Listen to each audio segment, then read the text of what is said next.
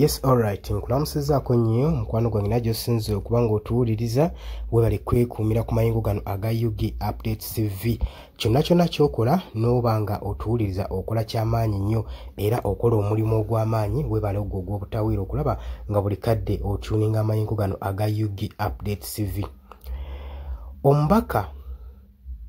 Omubaka Lutamaguzi, Honorable Lutamaguzi Semakula wa Nakaseke County MP avuddeyo n'alaga okwatwako ku nsonga egenda mu maaso n'okuteekebwa ku b'opposition. Lwaki Lutamaguzi ayogera bw'ati? Agamba nti nno okusinziira ku restrictions eziteekeddwa ekkugiro eriteereddwa ku ludda olw'opposition naddala abakulembeze movements ze bakola okuteekebwako restrictions, envumbo kimukutteko nnyo era n'akitwala ku television okulaba ng'akyogerako Honorable Lutamaguzi Semakula, Nakaseke County MP. Bw'abadde ayogera ku Sanyuka TV ku lunaku olwokutaano ku makya, yagenze mu maaso n'okwogera ku nsonga ey'okulimitinga era n'okukaluubiriza ba opposition politician bannabyabufuzi abali ku ludda oluvuganya gavumenti okulaba nga babakugira okusisinkana okwogera n'abantu baabwe okwetooloola eggwanga lyonna. Jjukira nti nno gavumenti ezze eteeka emisanvu mu kkubo saako n'okudeployinga amagye military forces okulaba nga batangira ekibiina kino ekya National Unity Platform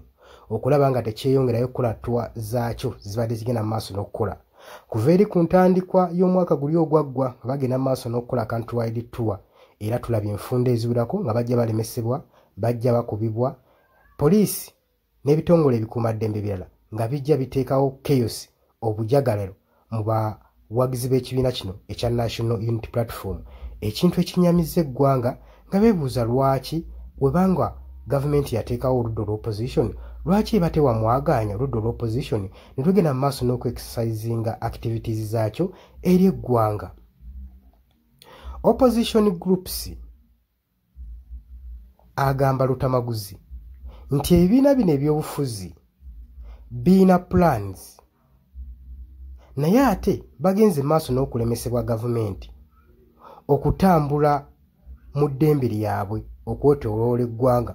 okuexpressinga pulaani zino eri mu bantu b'eggwanga. Lutamaguzi agamba nti political environment teri fair mu ggwanga Uganda naddala mu kaseera kano nga batuuse mu kaseera aka general elections eza 2026. Honorable Lutamaguzi era ayongera mu maaso n'okuba nga yennyamira ng'akwatiddwako ku nsonga eno ng'agamba nti nno opposition oludda oluvuganya gavumenti lukola akakubirire era lutrayinze ekisoboka okusobola okulaba nga lukola okulaba nga lumakinga Uganda okubeera beta. Agamba nti no opposition tuwuliriza abantu era n'abantu ne batuwa views zaabwe, tubabuuza ebibuuzo eby'omugaso naye ate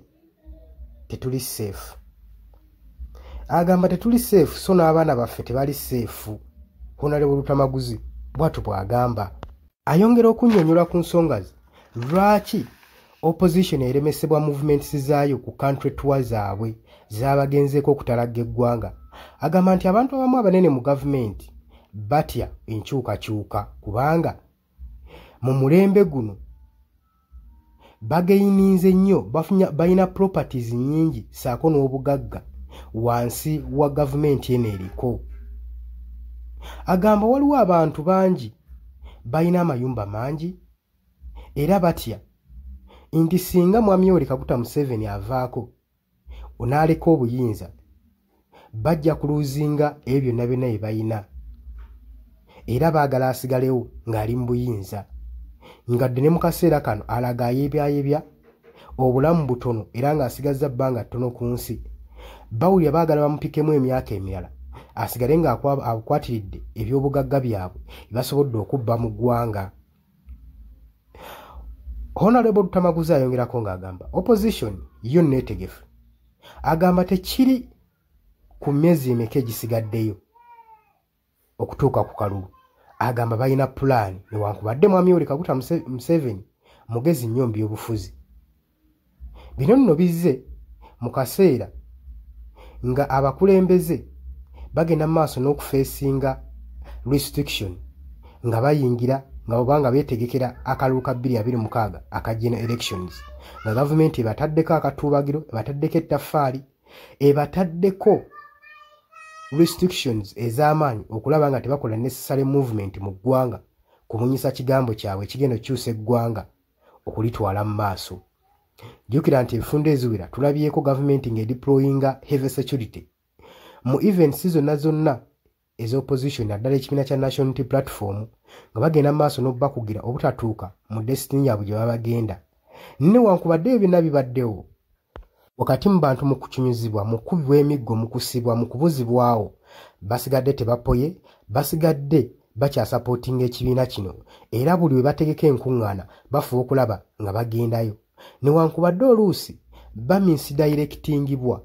mu direction badde bagenda ne babakyusa ne babatwala ewa basobola obbabuzaabuza era abantu babeera wamu nabo okusobola okulaba nga batuukiriza ekirooto kyabwe eky'okukyusa eggwanga n'okumwamulako gavumenti eno gye bagambye bafuze obumbula eya dictator eya mwami Yoweri Kaguta Museveni.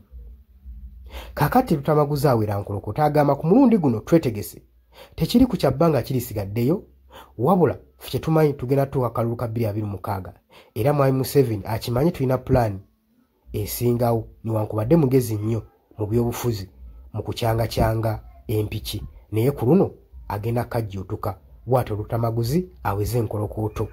Oli ku Yugi Updates TV kosinzo bango otuuliriza ng'otannatweyungako kirira wansi waliwo ekigambo subscribe kikooneko ojja kubanga otweyungako mu abali mu diaspora mbaanirizaako nnyo nammwe abagenda okujja mu comment section mutangaze okusinziira ku nsonga yammwe mbaanirizaako nnyo mbagaliza olunaku olulungi tujja kubanga tukomawo.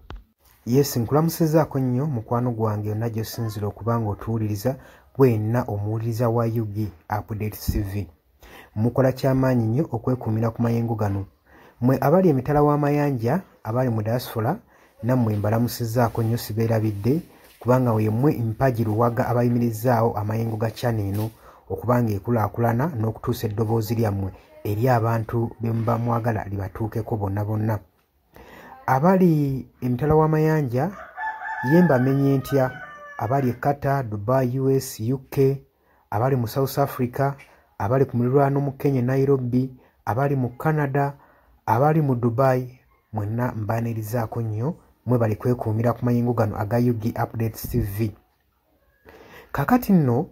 era mu ngeri y'emu twagala obbategeeza mikwano gyaffe nti enamba y'essimu gye tutadde mu WhatsApp gy'olaba eyo eri mu kikala ekimyufu eri mu people power color eyo nno gwayagala okuba ng'olanga naffe gy'ogenda okuba ng'oyitako gwe mukwano gwange gwayagala okukola advertisement osobola okuba ng'okuba bizinesi y'abantu enamba gy'oba oyitako ojja kuba ng'osobola bulungi nnyo communicatinga naffe buli kyonna ky'onooba oyagala tuteeseganyeemu nakyo gwe ali eyo ampuliriza.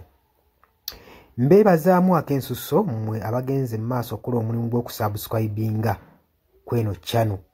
Buli w'osubscribinga kimanye nti oba oyongeddeko eddaala kweno channel. So mmwe mbeebazaamu ak'ensusso nammwe ababyagaliza ab'enganda bako n'ab'emikwano mbakubiriza okusubscribinga ku Yugi Updates TV mukolera ddala ekintu ky'amaanyi. Weewaawo naawe gwe atannaba kuba ng'otwegattako nga oliko gwe atuwuliriza osobola okugenda wansi awo waliwo ekigambo subscribe n'okikoonamu ojja kuba ng'osobola bulungi nnyo otwegattako. Buli w'osubscribe nga kitegeeza oba ogenda kuba ng'ofollowinga buli kyonna ekigenda mu maaso ekikolebwa ku mukutu guno ogwa Yugi Updates TV. Kitegeeza ki nti gwe ayagala okuba ng'otufollowinga oba omaze okusubscribinga teweerabirako na mukadde genda wansi wali okoonene mukadde osobola okuba ng'ofuna notification message. Buli w'okoona mukadde wabeerawo ka notification message akajja akakulaga nti nno waliwo information erinkinze ku Yugi Updates TV gwe mukwano gwange ali eyo mpuliriza. ng'era we mbebazizza ekyensuso nammwe abajja mu comment section mbebaza mwebajja ne mukomentinga ne muteekako endowooza yammwe eri eggwanga ne mulitangaaza kubanga njagala mukitegeere lwaki mbakubiriza nnyo okujja mu comment section otangaaze omukulembeze ku kyekituufu kyateekeddwa okukola bangi tubalonda bulijjo ne tulowooza nti nno be basinga mu basinga leka kulonda mukulembezeewo oba mubakawo agenda obbakulembera gwe nolowooza nti nno buli kimu agenda kuba akyemalirira kimanye nti nno omulonze bulonzi mukulembeze kukulembera oba kukulembera kitundu kyammwe mmwe bagenda okukulembera yemmwe bagenda okuba nga akiikirira bukiise eri yonna yonna mu gavumenti so si tekyandibadde kya bwenkanya omulekera obuvunaanyizibwa n'otamu advisinga ky'oba olaba mbakubiriza okujja mu comment section muteekewo endowooza zammwe musobole okutangaaza ku bakulembeze bammwe ku biki ebituufu byateekeddwa okukola bangi tubalonda bulijjo ne bagenda mu paliamenti nga babadde bantu balamu ne batuukeyo ne bawuttaalirayo kitegeeza ki nti olina okuba nga buvunaanyizibwa bwo okuzuukusa omubakawo oba olaba nga yeebase gwe mukwano gwange ali eyampuliriza ne ntumirako nammwe abalwanirira eddembe ly'enkyukakyuka mu ggwanga lyattu Uganda mukola kyamaanyi nnyo okulwanirira enkyukakyuka gwali yeebase ng'ebintu tobiraba obanga olabanga ebitakukwatako bijja tuuka ekiseera bikwateko wabula ate gwe nkuzaamu amaanyi agenda mu maaso n'okuyiwawo omubiri ng'olwanirira enkyukakyuka bannanga abantu abo mubeebazeemu ak'ensuso kubanga bakola kyamaanyi nnyo obbaliidinga n'obbakulemberamu n'okubalaga ki ekituufu ekisaanidde okukolebwa mukimanye mu nsi we tuba tubaako be tulwanirira oba be tuluubirira si lwakuba nti nno tukolerera oba abasinga bayinza olowooza nti omuntu ogenda mu maaso n'okuba nga alwanirira enkyukakyuka alina bye yeeyagaliza nga ye omuntu kino njagala okukibategeeza nti mu kulwana ebiseera ebisinga weewaawo tetufuna ekyo kye tuba twagala kye tuba tuluubirira naye okulwana tusuubira wano mu kulwana tuba n'essuubi nti tusobola okufuna ekyo ekitugwanira kati naawe mukwano gwange ali eyo alwanira enkyukakyuka kino kankikutegeeze wandibanga nno oli eyo olwana nga tumanyidde ogenda kifunamu weewaawo oyinza obutafuna ekyo ky'oyagala naye osobola okufuna ekyo ky'ogwanira so tulwana olw'enkyukakyuka nga tulwanirira okufuna ekyo kye tugwanira kati gwe mukwano gwange ky'ofuna kyekiggwanira eyo gy'oli wandibanga ky'oyagala okifuna naye kyekiggwanira bangi mugenda ne muwambatalira eyo mu bibiina by'obufuzi ne babafujjirira omusimbi yesi ssente ozifuna bazikuwa era obulamu bwo bweyagala naye okakasa ekyo kyebakuwa kibakufujjirira mu kabaasa kyekiggwanira ebiseera ebisinga ffe tetulwana olw'okuba nti no twagala kufuna ebyo bye twetaaga nedda wabula tutunuulira nnyo pointi eno nti kyetugenda oba kyetulwanira kyenfuna kyengwanira mutuufu ogenda n'owetunulamu n'olaba nga kyofuna si kyokola ki si kyogwanira nga gwe munnansi ky'oba ovaayo n'embavu osobola okuba nga olwanirira enkyukakyuka gwe mukwano gwange ali eyampuliriza nja basaba kano akatambi tugende mu maaso n'okuba nga tukasheyalinga buli muntu ategeere kiki ekigwanidde okukolebwa na lwaki enkyukakyuka esaanidde okubeerawo mu ggwanga lyattu Uganda si lwakuba nti oli bulungi kati wabula wandibanga oli bulungi naye ekyo ky'ofuna ky'ogwanira ekyo kyekibuuzo era naawe osobola okujja mu comment section n'onteerawo endowooza yo nti gwalemesa enkyukakyuka ky'ofuna ky'olwanira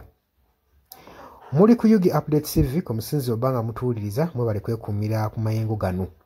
ngenda maaso n'okukubiriza mmwe abatannatwegattako kirira wansi waliwo ekigambo subscribe kikoonemu obeere ng'otweyungako ennamba eyo gye ntaddeawo nabagambye dda gwagala okulanga naffe gy'oba oyitako ojja kuba ng'osobola okucommunicatinga mbaagala nnyo mweraba era nga mbaagaliza